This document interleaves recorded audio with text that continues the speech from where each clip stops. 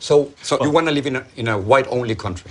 Not necessarily white-only, but a country that is clearly based on a European model in which whites will basically remain the overwhelming majority in perpetuity. Okay, how do you achieve that? Well, that's an excellent question. Donald Trump has got some first good steps in mind. He wants to make sure no more illegal immigrants come into the country, and he wants to make sure that all illegal immigrants here go back. He wants to end birthright citizenship. He wants to put at least a temporary ban on Muslim immigration. What happens with Asians? What happens with African Americans? What happens with Latinos? What happens to my people? You presented me with a very limited view of the United States. You're saying the United States is a place anybody can come and turn it into anything you want, and the people who built this country and established its institutions, if they glimmer away, so what? You are promoting a process that will reduce my people to a minority. You want more power for Latinos. That comes at the expense of my people's power. We're 17% of the population, right, and we only have 3 senators. So therefore, we don't have the political representation that we deserve. And you want more and more and more? Of course, because we only have 3 senators. How much political? At this point, 14 senators. And 50 years from now, how many would you like?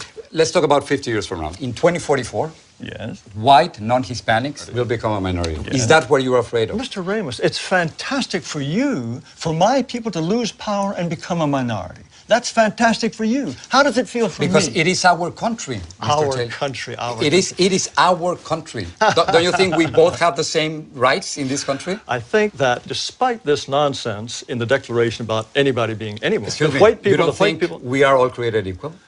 No. What you want to do is change this country into an entire nation in which white people will become refugees in their own land So if your vision comes through. You don't want to live alongside Mexicans?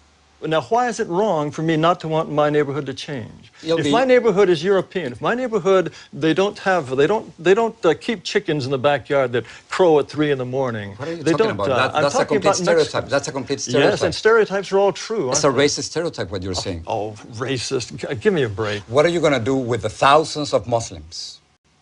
We certainly American citizens who are serving in the military. I'm sure that we just couldn't possibly survive with all those Muslim Navy Rangers. Yes, I'm sure that's true. That is not right. No.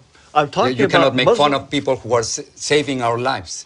They want special holidays and special food in So if school you don't like their restaurants, religion, you don't have to join them. That's fine. Well, no, they are. But you can't discriminate against them simply because you... Of course, anyone should have the right to discriminate against anyone he wishes. And the point is... But not by the law, Mr. Taylor. You can't do that. I think the law is absolutely incorrect. Do you feel that whites are superior, are more intelligent than blacks? I think, on average, whites are more intelligent than blacks, and North Asians are more intelligent than whites. How can you say that? How can you think otherwise?